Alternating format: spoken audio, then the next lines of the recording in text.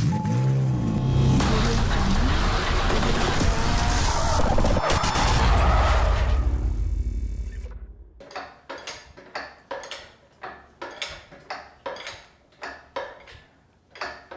is up, guys, and welcome back to the channel. And in this video we're going to be finishing up pulling the engine in this Toyota Camry. In last week's video we did a lot of the simple stuff like removing the air box, exhaust headers, just things like that. So let me give you a quick recap and we will get started and get this finished up in this video. Alright, if you remember last week we were just basically trying to figure out what all we need to do. We started out by removing the air box and the exhaust headers, and I got the AC compressor loose, so now the engine will come up. We can leave that all intact. I bought a strap because on a 4-cylinder there's nothing to really connect to. It's not like a V8, you take the intake off and then you connect into the bolts. So probably have to make a couple loops and then pull it out. So our next biggest hurdle is you have to pretty much disconnect the torque converter. Torque converter is this wide in here, and you don't have enough room here to scoot the engine over to clear it. So there's a little port on the bottom I'll show you. You have to spin the engine over and take the bolts off. Should be about 4 bolts, and that way the torque converter will stay on the transmission, and that way we'll connect and just pull straight up. Alright, the first step we're going to work on a torque converter. So to be able to spin the engine over, I think it's going to be easier if we remove the spark plugs. Let's take off these.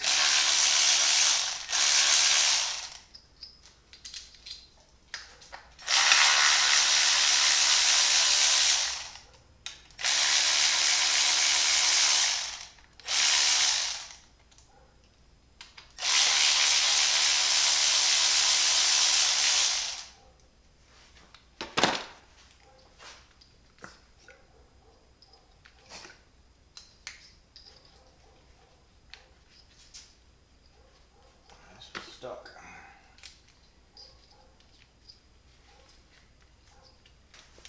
This engine has a hole blown out in the back. It was flooded. I think the previous owners cranked on it and bent a rod.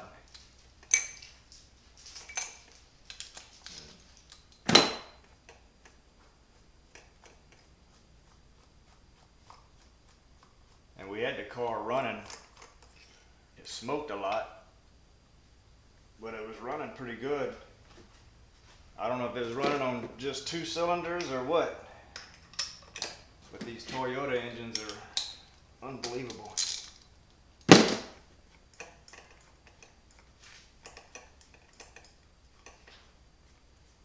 I'm hoping the head is still good on it. That way we can resell the head and make a little money.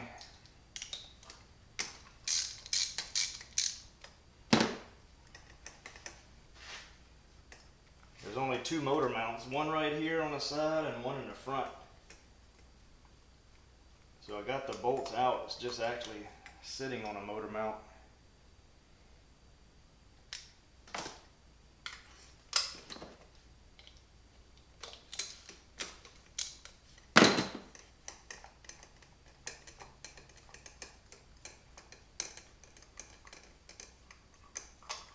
I'm hoping I'm able to spin the engine over. Oh, that's bad. See if you can see this. See if the camera focus. Looks like the piston came all the way up and hit that. Yeah, so the piston hit this spark plug. So we know this whole cylinder's junk. Which it don't matter because you got a hole blown out in the back. It's not like you can rebuild it. Alright, so hopefully we don't have a rod just jammed up and we can't spin the engine over, because if that's the case, then we're going to have to pull the whole transmission out with the engine, and that's going to be a job. Alright, let's see if we can spin the engine over. Let's see. we're going to be spinning it on this main crank pulley.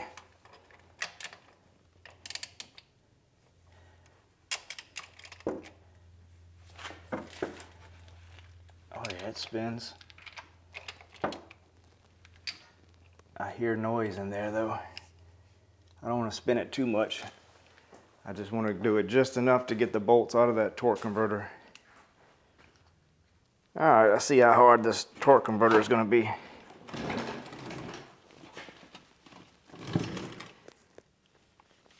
Here's the little port, this little plastic cover.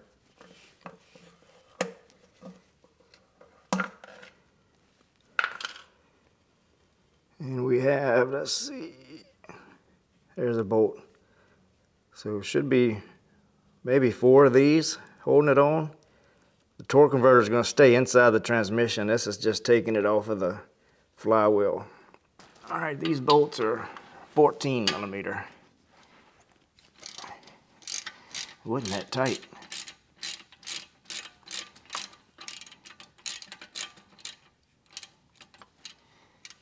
And I know Camrys are, this year model has a lot of trouble with torque converters.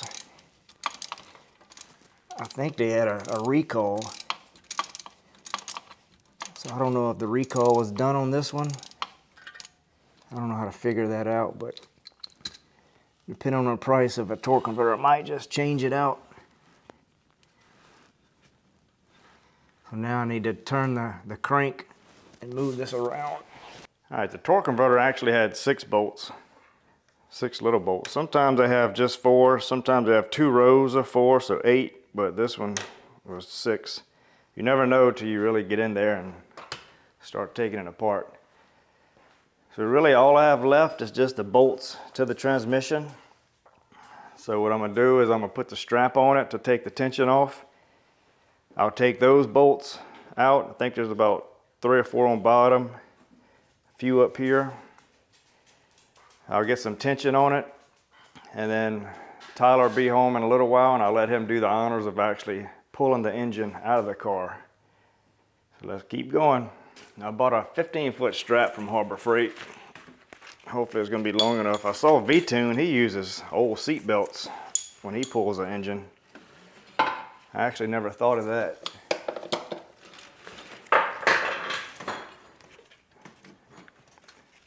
So I'm going to try to make a couple wraps.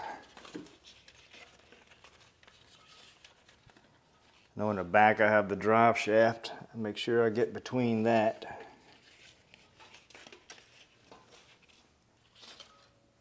This is about as best as I can get the strap around it.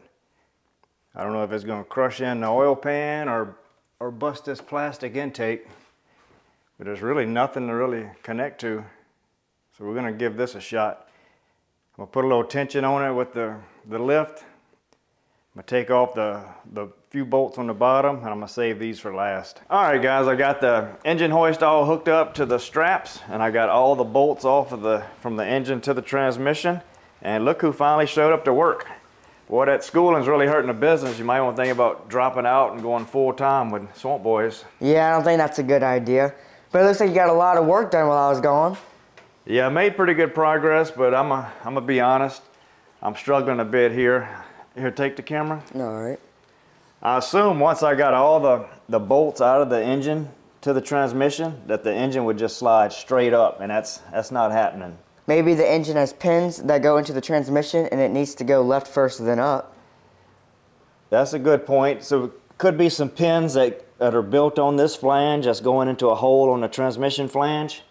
So if that's the case, then we need to move the side motor mount, take it out, and that'll give us room to slide the engine this way. Then we can go up. Let's try that. All right. All right, Tyler's taking off this little side motor mount. See if we can see it with that light in the way. That motor mount, that way the engine will shift this way.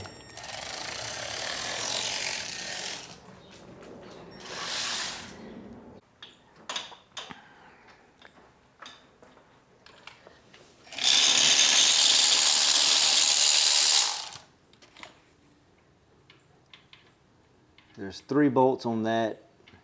We got 2 off on the bottom. I'll probably jack up the engine and then we'll move that whole mount and then you can get that last one off. Alright. Alright, I'm gonna jack up the engine and then when I get the engine up high enough, you'll be able to pull out that motor mount. Alright. So let me know when it clears. Okay. Is it going up? Yeah. Alright, that's good. Got it? Okay, I'm gonna lower it back a little bit to get everything lined back up.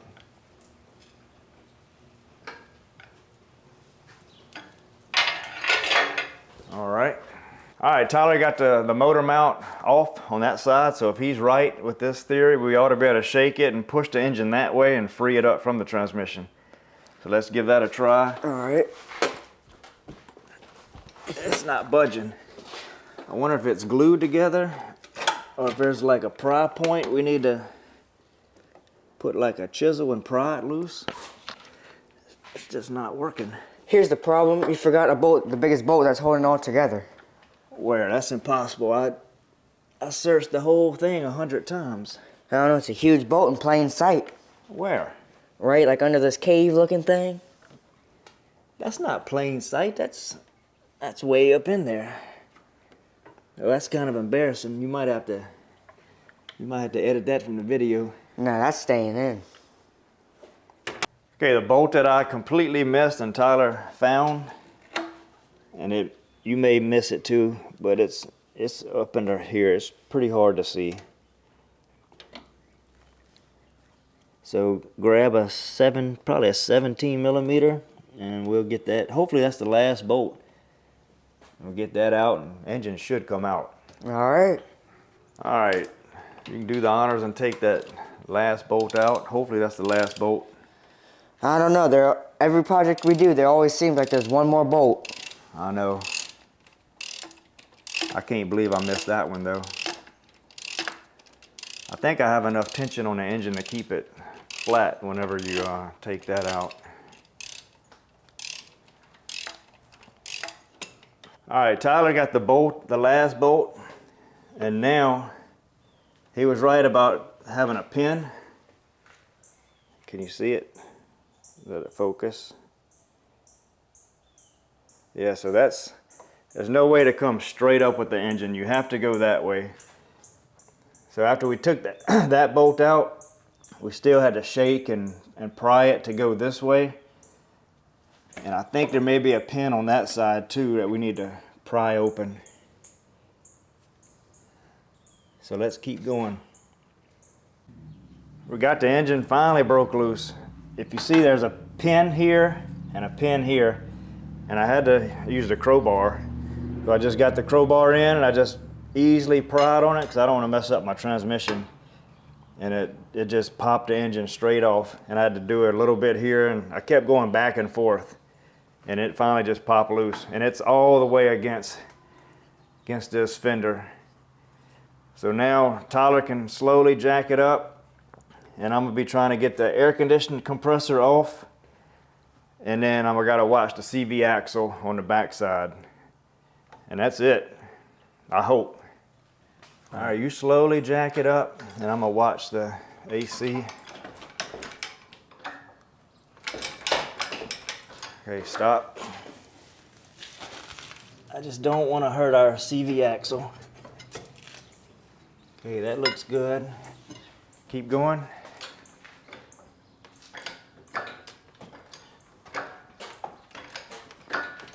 Wait, stop.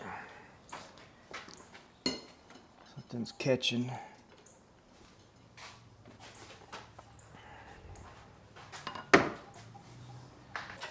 All right, keep going, slow. One at a time and then wait. Gotta make sure we're not binding up. Okay, keep going.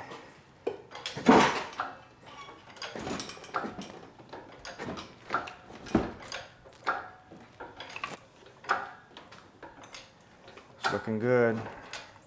Still can't get the AC compressor off.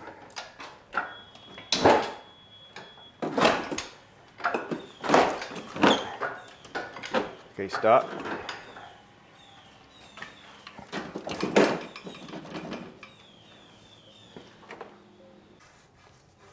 This wiper blade housing was blocking a lot of space, so look how much more room we have. Now we can kind of shift the engine back. That'll help us get the AC compressor off. Should have took this off in the beginning. But live and learn. Learning as we go is what I love to do. So now we have a lot more room. You probably can see a lot more stuff connected. Like this needs to come off, this wiring harness back here. Yeah, so if you do this, make sure you take this off first. All right, come up slow. Wait, stop. Got an air conditioning line. Okay, go.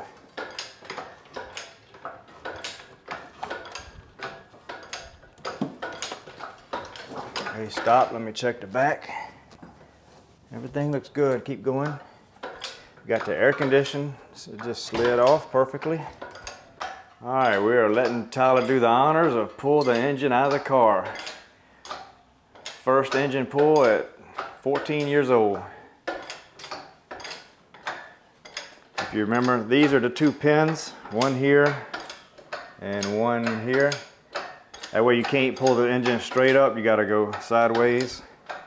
Make sure you take this wiper cowl out first, that'll give you a lot of room to move the engine back. That way you can get that AC compressor to slide off. That's just a few little tips we learned. And I broke this. This is a fuel line that goes here. So we'll have to buy a new one of those. But other than that, this was probably, probably 3 or 4 hours? 4 hours. Yeah, so it wasn't a bad job. I just didn't know a lot of things, like I didn't know about these pins and just different little knickknacks that you just learn as you go.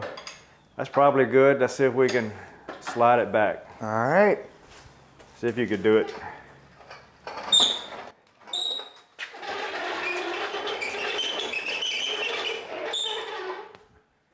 And the engine is out. Look at that.